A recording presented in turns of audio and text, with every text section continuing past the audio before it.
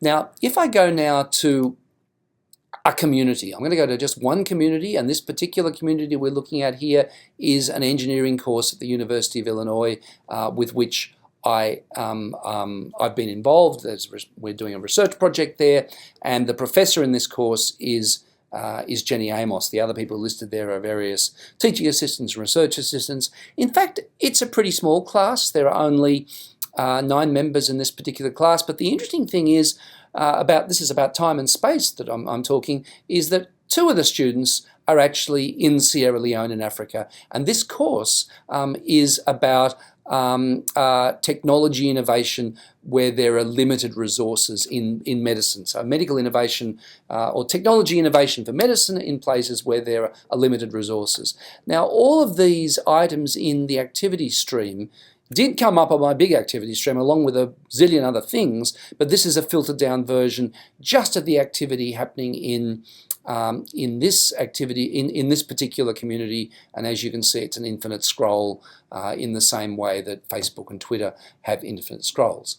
Now, one thing that's different about this is we allow you to filter activity, which of course Facebook and Twitter are never going to allow because they're going to decide what they want to sell to you, and they're going to decide what gets prioritized in your feed. I'm going to go into one of the updates now inside this course, Engineering 298, and this is an update made by the professor on sustainable design. You can see here she's put in some text.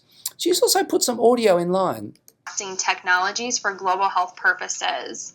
What she's done is she's chunked it up into small pieces. A minute As here, has been mentioned many times. 2 minutes there, a diagram here, some illustrations, some points, and so on. And in fact, this is the 21st century version of a lecture. It's not just a video like the flipped classroom. It's a combination of media which are put together, which includes a little fragments which are part of a lecture, includes texts, might include an article to read, and so on. But most importantly, it's not just telling, it's beginning a dialogue, okay? And this is the beginning of the students' responses to that dialogue. Every single student responds. And they start talking to each other. See that, Alison, at David? And this is classical. And by the way, if I wanted to join the conversation, I just go add a comment down the bottom, and that goes into the stream. So this is classical classroom discourse.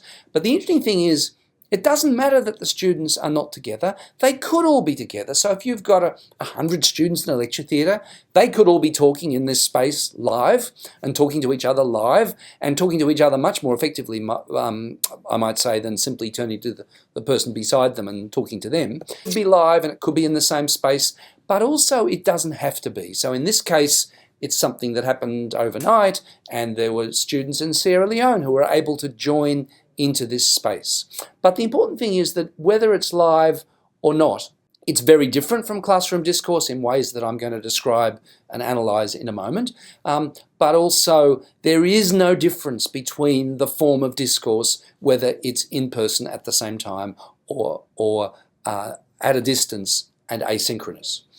To give you an example of one other kind of activity in this space, this is the kind of space that also gives students an opportunity to be the textbook themselves, to make contributions, to be knowledge producers, and not just consume the content and react to the content given to them by the professor.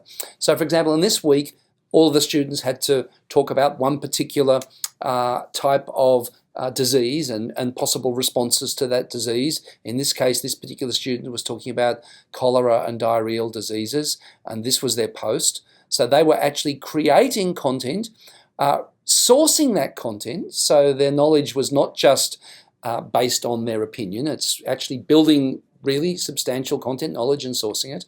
And then the other students are responding to it. So what we've done here is we've reconfigured the student as a knowledge producer.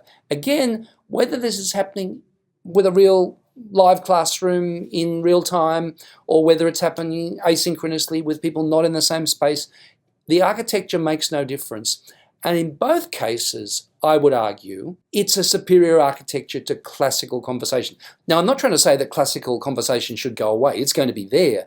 But there are many great advantages in this form of discourse, which I'm going to talk about now. But my main point really is it blurs the boundaries, which were the classical boundaries, the confinements of time and space in the classical classroom.